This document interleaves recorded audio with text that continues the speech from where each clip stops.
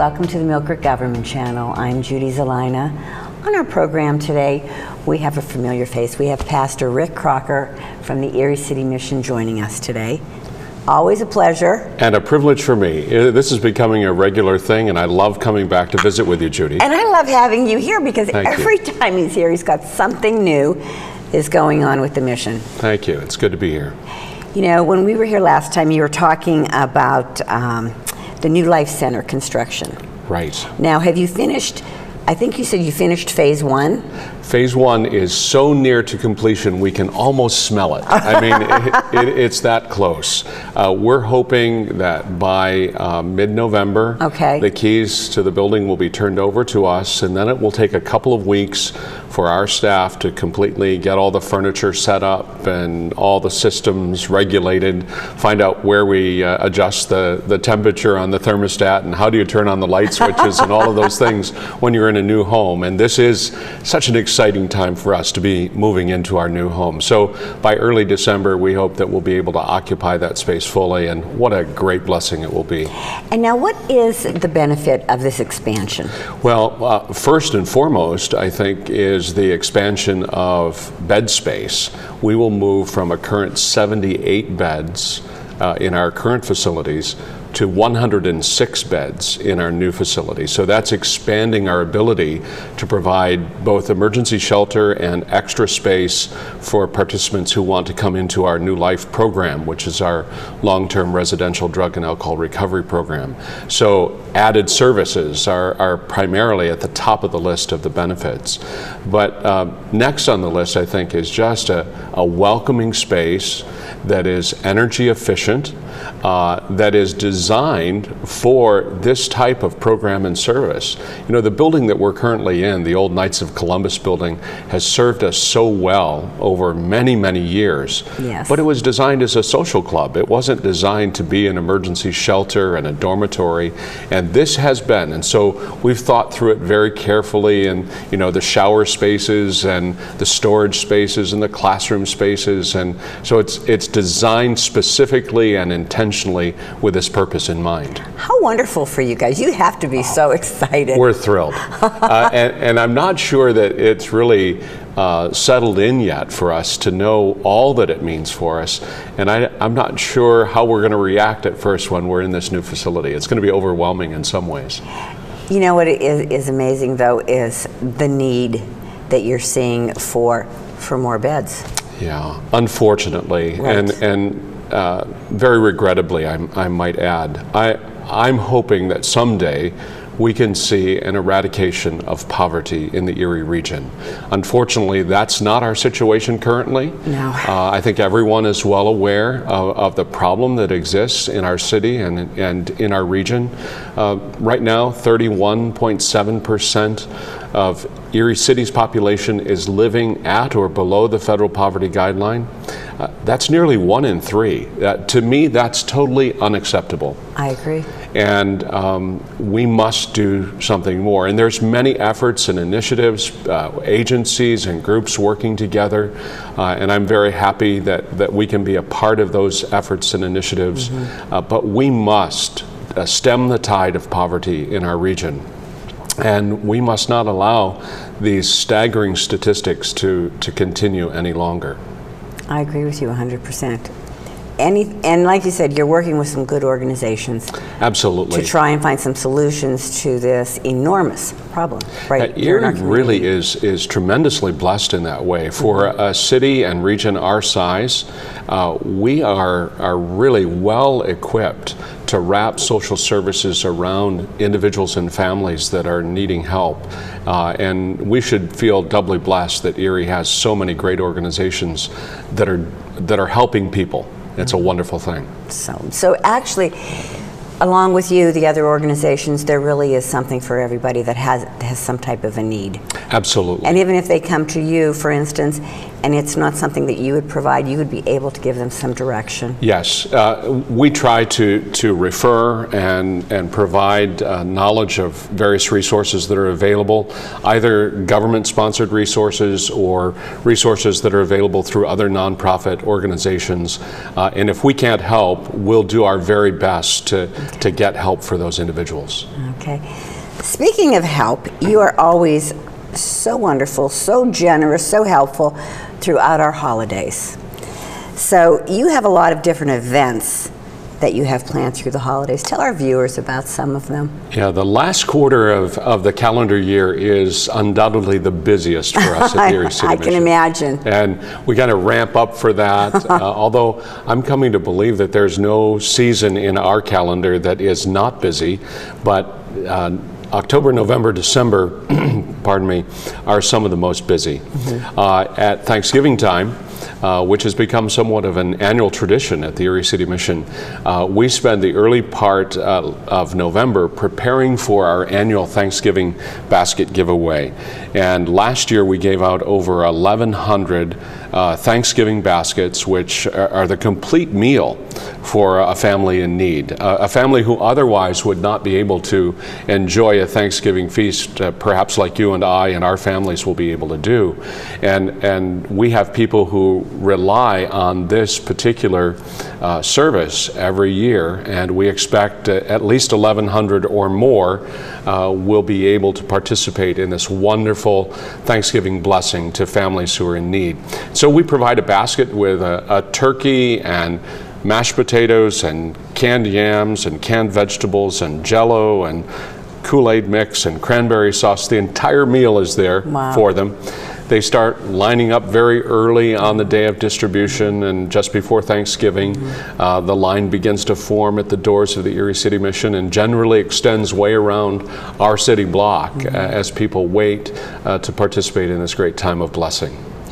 Now, how does someone become eligible for one of the Thanksgiving's baskets? All they have to do is prove place of residence. There's no income minimum or requirement that's necessary. And so if they're willing to stand out on a cold November morning and wait for this, we believe that we deserve to bless them. And so no income requirement necessary. Do they have to register? I mean, how many baskets do you know, do you make? Do you know how many to make? Typically, we're making between 1,100 and 1,200, and it's first come, first serve. Okay. But we've never run out. It just seems like in the economy of this, it works. And I never quite know how it works, but it does. It does. And we've never been short. Okay. And so we find it a great thing, actually, to be able to do this every year. That is wonderful. Now, with the Christmas season, you spread holiday cheer a few different ways, don't you? Lots of different ways, and it continues to grow. At Christmas time, I think most of your viewers know that we serve a public meal at our facility at 11th and French from 11:30 till 1 every day, 365 days a year, 7 days a week, without fail. We are there providing a free, hot, nutritious lunch for anyone who needs it. And from November 26th through the month of December 31, we endeavor to enlist choirs and musical groups and pianists and instrumentalists to come in to the mission during the public lunch and provide Christmas music for all our guests who are eating at our public meal. And it's so wonderful because people join in singing, the 12 Days of Christmas or Joy to the World. And it's just, it brings a festive environment and everybody enjoys it so much. So we're in the process right now of recruiting all those groups. And if people are interested in participating, they can go on to our website, eriecitymission.org, and find more information and how they can get involved. There's something, I've heard something about a gingerbread house contest that you do. Yeah, every year. It's every year. What is involved in that? It's a lot of fun, actually. It's done in conjunction with our annual radiothon. We're thankful for Cumulus Radio, who helps work with us and collaborate on this. Okay. And we have added the gingerbread house competition to it. And we have lots of creative, delicious looking entries that come in. Gingerbread houses, gingerbread villages. Last year one of the entries was a replica of one of our Erie City schools. And it's judged and there's prizes that are awarded, and it's becoming a big thing. And entries are coming in year after year. So we're looking for people to enter their particular gingerbread house or cookie edifice into this contest this And year. anybody can enter. Absolutely. Yep. Oh, how fun. I mean, you could have the whole family get together Yeah. and do something and enter it. Groups are doing that. Church groups, school groups are doing that. They're getting together and working collaboratively together. And you can find all the registration details, the entry form right on our website, and people can go there and get all the information you need to be a part of that great event. And what is your website?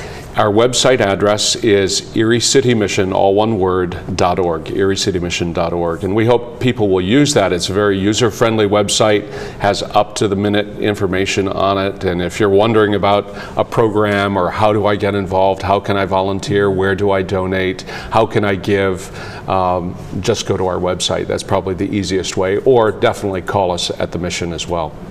And it's a wonderful website. I know I find more information when I have some of my residents coming in asking questions.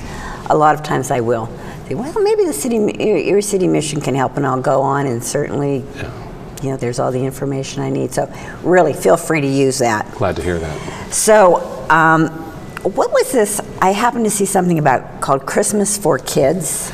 Yeah. What is that program? Well, we are changing that up a little bit this year, and I think some of your viewers know that over the last 2 years, we have started an initiative called Bonkers for Jesus, which is a sports arts science camp. 2 years ago, we did it for the first time at Burton Elementary. We had over 120 children involved in it. Wow. It was a week-long event for kids in first grade through the fifth grade. They had the opportunity to participate in basketball, soccer, art, music, ballet, and science. The first year was so successful that we tripled that effort. In our second year, this past summer, had 3 sports, arts, and science camps. And what we have realized is that while it's great to have that connection with these inner city children during this week of camp, we wanted to extend that and build on the relationship that we have with them. So we're developing through the year events. We just had recently an event, a harvest party, where we took 105 inner city kids and their parents to a local ranch, and they had a harvest party. They were able to ride horseback and carve pumpkins and all kinds of fall activities that many of these children would not have the opportunity to participate in. And so that was our fall event. Our Christmas event is going to take place in early December at the Booker T. Washington Center. And we're gathering all of those kids that we connect with in the summer to come back for a great Christmas celebration. We're going to give a food bag to every family, so there'll be a Christmas ham, somewhat like our Thanksgiving basket giveaway, but a Christmas bag with a ham and the elements for a Christmas meal. So every family will get that, a gift for the kids. There'll be food and refreshments and entertainment. We're going to do sketches of each of the kids. We have a caricature artist who's going to be doing a sketch of each of the children. Yeah, it'll be so much fun. And so we're looking forward to this opportunity to throw this big Christmas celebration for kids. And people can get involved either by volunteering, or perhaps they'd like to sponsor one component of the Christmas celebration, maybe underwrite some of the costs for the food or underwrite the cost for a food bag. We're estimating the cost of the food bag to be $35. Maybe someone has it placed on their heart they'd like to do that for a needy family. Okay. Just contact the Mission and we'll sign you up and you can sponsor a food bag for one of these families. I think this is great that you continued bringing these children into activities throughout the year. It really, Judy, it's all about relationship. And one of the things that we're convinced of is that if we're really going to break the neck of poverty in this region, we need to address the needs of the children and youth in this region. That's really where we need to focus our energies and attention. And so while we're pleased and privileged to be able to provide services for adults, we understand too the importance of reaching out to children and youth in our area. And that's why these sports, arts, and science camps have been so important. But now to be able to add these continuing pieces on that are making a huge difference. It's so exciting to see what's happening with that. Oh my gosh, I can imagine. I can just picture first off their faces when at this Christmas party. It'll be amazing. Oh my gosh. We're expecting probably over 300 people to be there, and we're looking forward to a great evening together. I'm sure it'll be a lot of fun and just a great way to celebrate the Christmas season. It is going to be fun. Now, we're talking about the holidays, but your events don't just stop with the holidays, do they? No, we're really year-long. I know. What do you have? Okay, what do you have planned for us in 2013? Oh, so many things. I can imagine. First of all, we're going to be sponsoring an open house for our new building, our new facility. We don't have a date set for that, but we want the community to come in and to see this new facility and to become aware of our services and programs. And so we're looking forward in early 2013 to sponsoring an open house, and we'll make sure we get the word out to everyone. Okay. And everyone is welcome. We'd love to have you come in and help us celebrate our new home. What an exciting thing it will be. Kind of a housewarming, if you will. That is exciting. Also, an annual event that's become just a signature of the Erie City Mission is our annual Knockout Homelessness event, which we sponsor in February on those cold winter evenings when most of us want to snuggle beneath the Afghan and with a good book by the fireside. We're encouraging people to come out and help us to really address the issue of poverty in our region. And so we have this event with a great help of the Bizzaro family. Lou Bizzaro, I think everybody in Erie knows about Lou and what a great athlete he is. Yes. Well, Lou and his family just have gotten behind this event. This is our 6th year of doing this. Wow. And we'll be at the Bayfront Convention Center again, a great Italian meal and 3 great rounds of boxing with local celebrities being the competitor boxers. And I think that's what's so fun about it. So fun to see some of these local celebrities get in the ring, and they're doing it for a good cause. It's always a wonderful evening of entertainment and fun and fellowship. And again, this event I know has just grown with leaps and bounds because now you're at the convention center. Yes. You needed the extra room, didn't you? 6 years ago, it started out at Colley Auditorium. It was there for 2 years, moved to Rainbow Gardens. Now this will be our 3rd year at the Bayfront Convention Center. Wow. And yes, it's just growing. Every year the numbers of people attending grow, and people are putting this on their calendars early, and we hope your viewers will come, if they haven't in the past, will come and join us this year. Oh, you have to join them. It is a lot of fun. And it's, people from all walks of life are there. It just is absolutely amazing. Everyone's having a good time. Yeah. And there's always some great celebrity boxers. And there's interesting, we have a basket, a silent auction, and raffles and things like that. Always a lot of fun, and just a wonderful way to spend a winter evening. And again, the proceeds benefit the Erie City Mission. Absolutely. In addition, in 2013, we're looking forward to more sports, arts, and science camps in the summer, and we're laying the plans for those now. The dates and the locations will be set soon. It's just a great event, and in the last 2 years, we've had service groups come from St. Joseph, Missouri and Lexington, Kentucky to help us with this effort and initiative. Yeah, over 60 people have come from outside of the area, either from Kentucky or from Missouri, to help us in staffing this event. Oh my gosh. And it's amazing. They love, they're signed up already for next summer. They love coming and working with us on these sports, arts, and science camps. And so we're grateful for their support and their involvement, and many local volunteers too. I think we had, in addition to the 60 who came from Kentucky and Missouri, we had another 60 from the Erie area. So it takes a lot of people and volunteers to pull this off, but the Erie people are so generous and so willing to get involved. We're very grateful for that. Now again, what is the age group of these camps? Well, in the past 2 years, it has been 1st grade through 5th grade. We're almost ready to reveal. I'm going to let you in on a little secret. Okay. We're looking to add a middle school age camp this next summer. Wonderful. I think there's such a need for that niche. I do. And we just really have become convinced of that, and we've connected in building relationships with so many of these elementary aged children, and now to be able to extend that influence and continue to build on those connections with the middle school age children, I think is going to be a very powerful thing. All right, now how does somebody sign up their child to participate in this program? How's that work? Best way to do it is through the website. You know, more and more we're redirecting people through our website because it is so user-friendly, and the information is always kept up to date. We work really hard at that. But always, of course, you may call the mission at 452-4421. Okay. 452-4421, and call us, and we'll direct you to the right people to get them registered. And people will start calling in the early spring, I know, to get their child registered.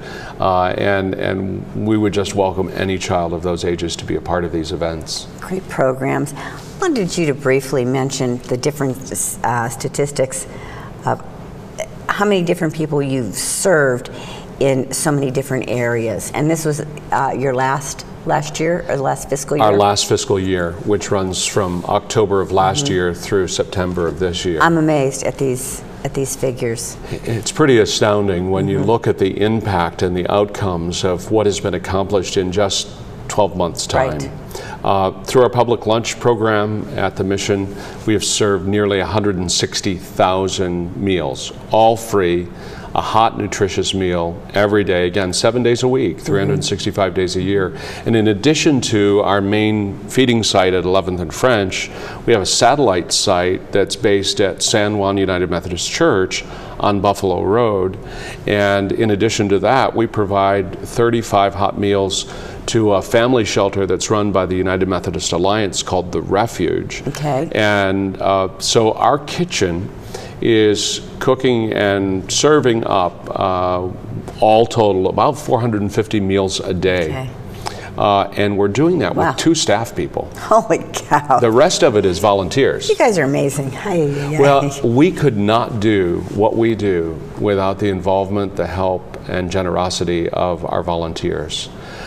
Just last year, Judy, over 71,000 volunteer hours were logged at the mission by over 2,000 volunteers. Wow. Now that's a savings to the mission of nearly $575,000, over $500,000. That's equivalent to 34 full-time employees.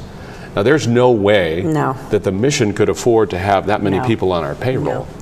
So these volunteers are really the backbone of what we do and how we get it accomplished. And again, without their help, we could not do it. And viewers, there's always room for more volunteers. So don't think that they're at their quota of volunteers. Not at all. No. Not at all. Feel free, please, give them a call.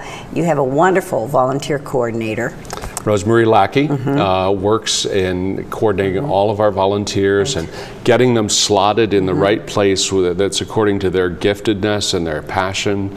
We work with their schedules and try to coordinate all of those various variables, and Rose does a fantastic job at doing that. So there's a place for everybody. Absolutely. Our time's running to an end. Again, I want to thank you so much, Pastor Rick, for joining us, letting our viewers know what's going on with the new construction and what programs you have ahead for us. Thank you so much, Judy. Thank you again. It's a pleasure. Viewers, any questions, please check out their website or give them a call. Thank you for tuning into the Millcreek Government Channel. Until next time, have a wonderful day.